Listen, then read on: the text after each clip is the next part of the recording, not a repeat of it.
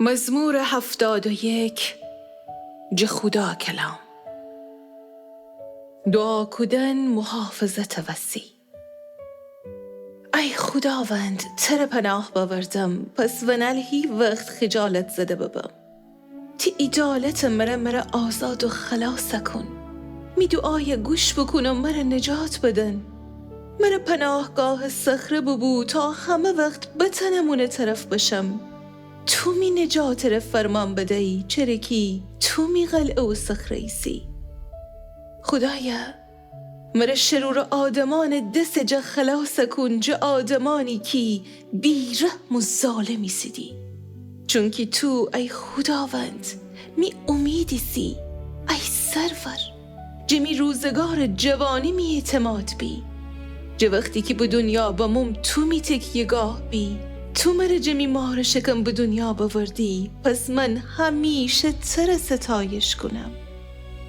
خیلی کسانی که مرا دینیدی اوشن باور نیه، ولی تو مرا پر قوت جان پناهی.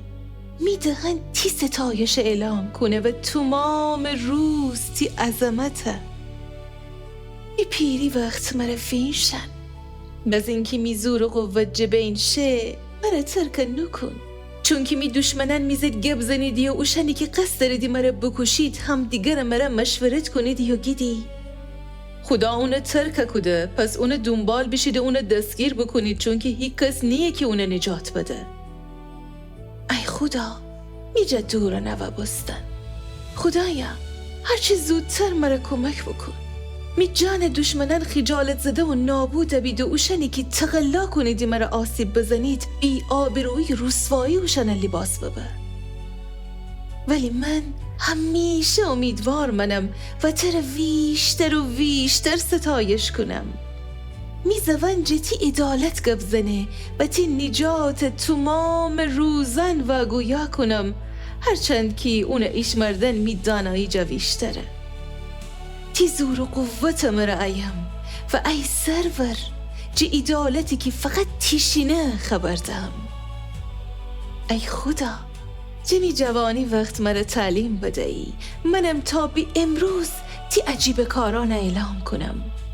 پس ای خدا مرا می پیری موقع وقتی که می مو سفیده به ترک نکن، تا که نسلانیه که بعد ایدی جتی دستان زور و قوت و جتی عظمت و خبره کنم.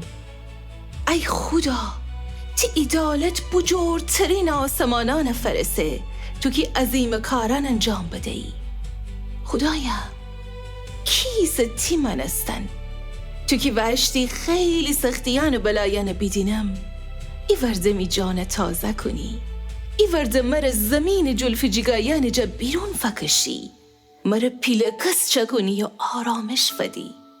منم تر چنگم را ستایش کنم تی وفاداری وسی ای خدا، و تر ای قدوس اسرائیل بربت مرا سرود خنم.